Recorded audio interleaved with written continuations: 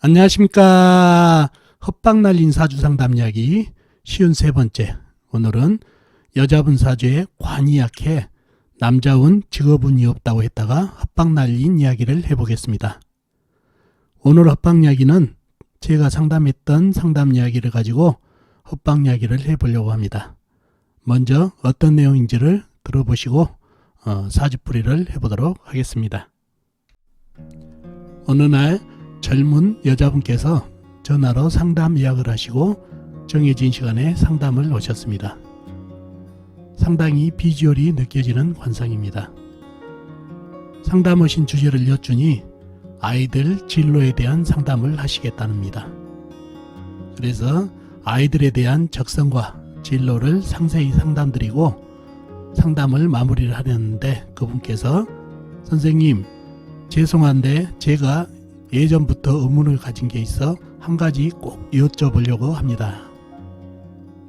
어머니가 저 어렸을 때 제 사주를 몇 번 보러 갔는데 가는 곳마다 사주에 남자가 다 말라버려서 남자가 없고 직업도 떨어지고 재물복도 없다는 등 안 좋은 얘기만 계속 들었답니다. 그래서인지 어머니는 불안한 마음에 학창시절 제가 공부를 하면 물심양면으로 도와주었고 저도 공부를 좋아해 항상 좋은 성적을 냈습니다. 그 덕분인지 저는 의대에 들어갔고 지금은 의사가 돼야 대학병원에서 근무를 하고 생활도 어려움 없이 넉넉히 살고 있습니다. 결혼도 26세에 했는데 결혼 당시 어머니는 상담 시 들은 얘기가 있어서 늦게 결혼해야 한다고 말리셨지만 남편과 몇 번 대면 후 남편에게 믿음을 가져 결혼까지 허락해 지금까지 별탈 없이 잘 살고 있습니다. 선생님, 저희 사주에 어떤 것을 보고 어머니가 상담한 곳에서는 남편, 직업, 재물복이 없다고 했는지, 그리고 저는 지금 그 말과 반대로 좋은 남편과 직업으로 재물 걱정 없이 살아가는지, 제가 지금까지 살아오면서 가진 의문이었는데 그 의문을 꼭 풀고 싶어 선생님께 여쭙니다. 이런 질문을 주셔서 그 궁금증을 풀어드린 상담이었습니다. 자, 그럼 이분 사주를 여러분과 같이 풀어보면서 이분의 궁금증을 같이 알아 풀어보도록 하겠습니다. 자, 이 사주가 오늘 여러분과 같이 풀어볼 사주가 되겠네요. 정사년 경술월 병호일 개사시에 태어나신 여자분이시네요. 정사년생이시면 77년생이시죠. 올해 2019년 43살 되신 여자분이 되겠습니다. 자, 사주를 파악하기 위해서 오행의 분포를 먼저 알아볼까요? 본인이 병화 큰 불로 태어났네요. 자, 연간의 정화는 작은 젖불, 사화는 큰 불, 경금은 큰 쇠, 무쇠죠. 술토는 큰 흙, 광활한 대지, 오화 작은 촛불, 계수 작은 물, 사화 큰 불, 이렇게 오행이 형성되어 있네요. 오행 중에 보이지 않는 것은 나무가 안 보이죠. 나무가 지장간에도 없죠. 이런 형상이네요. 자, 육친도 한번 볼까요? 육친, 정화는 나하고 같은 오행, 음양이 다르니까 겁재. 사화 역시 나하고 같은 오행, 이건 음양이 같으니까 비견. 그러면 이 사화도 비견이 되겠죠? 경금은 내가 극한 오행으로 음양이 같으니까 편재. 그 다음에 술토는 내가 생겨준 오행으로 음양이 같으니까 식신. 오화 나하고 같은 오행, 음양이 다르니까 겁재. 계수는 나를 극한 오행으로 음양이 다르니까 정관. 이렇게 육친도 형성되어 있네요. 사주에 불기운이 상당히 많죠. 작은 불, 큰 불 해가지고 이게 비견겁제로 형성되어 있는 형국입니다. 사주에 없는 나무는 나를 생겨준 오행이니까 인성이 되겠네요. 그래서 무인성이 되겠네요. 자, 이렇게 오행과 육친이 형성되어 있습니다. 자, 사주의 형국을 파악하기 위해 좀 더 깊이 들어가 볼까요? 큰불병화가 수월에 태어났네요. 수월은 늦은 가을이죠. 가을은 새 계절이지만 환절기, 흑의 계절이라 내가 생해주는 오행, 신령을 했네요. 신령을 했고 사주의 강약을 파악하기 위해서 큰불병화의 내편을 찾아보자고요. 내편은 같은 불이나 나무가 내편이 되겠네요.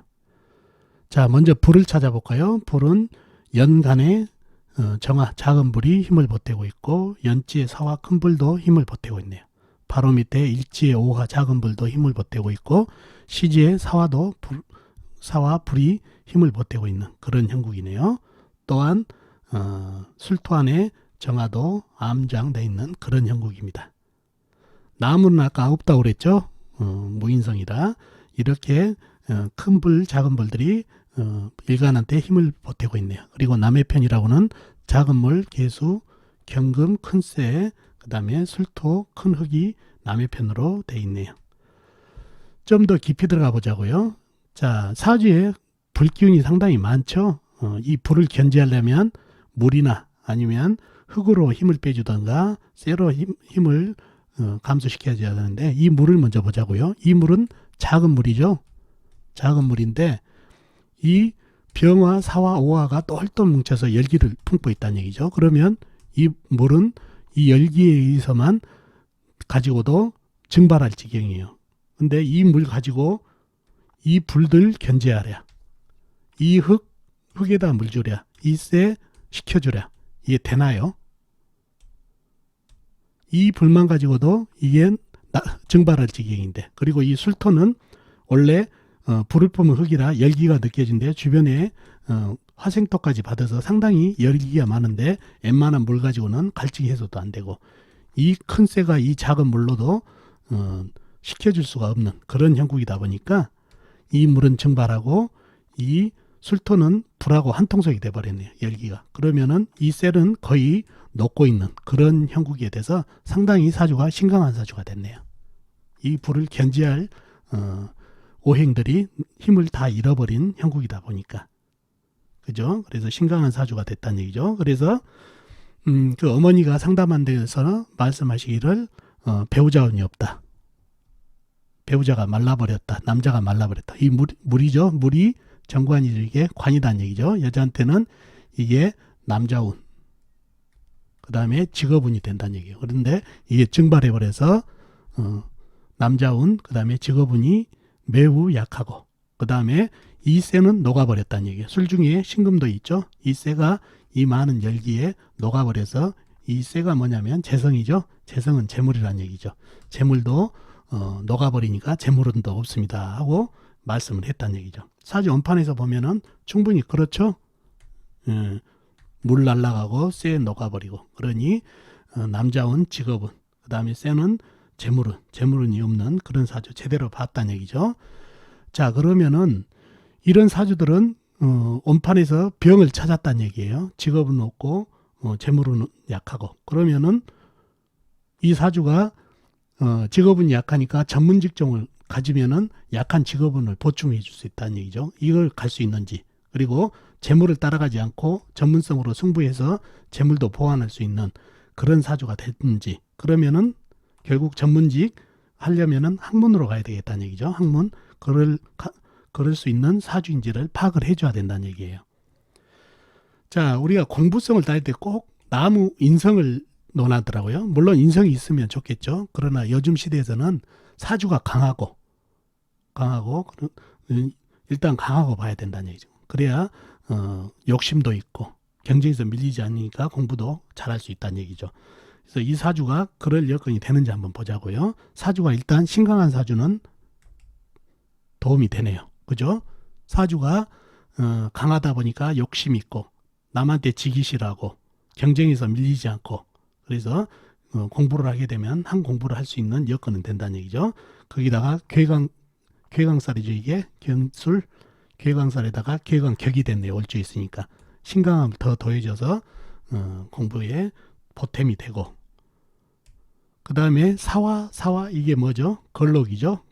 걸록을 가진 분들은 상당히 그 공부성 머리가 좋고 공부에 도움이 되는 살이죠. 이게 걸록이 보태주고 있고 그 다음에 아까 말한 괴광살을 가지고 있는 분들은 사주도 강하게 하지만 상당히 총명해요. 총명해. 그래서 이러한 기운 가지고 있기 때문에 학문에 충분히 승부를 걸 수 있는 그런 사주가 됐다는 얘기예요. 이 오화 양인살의 자격력도 상당히 보탬을 주고 있다는 얘기죠. 그래서 여건은 공부를 할 수 있는 여건은 됐다는 얘기죠. 그래서 대운을 살펴보니까 신의 임자 개축에서 36살까지 이런 물기운이 통으로 들어오네요. 물은 이분한테 관이죠.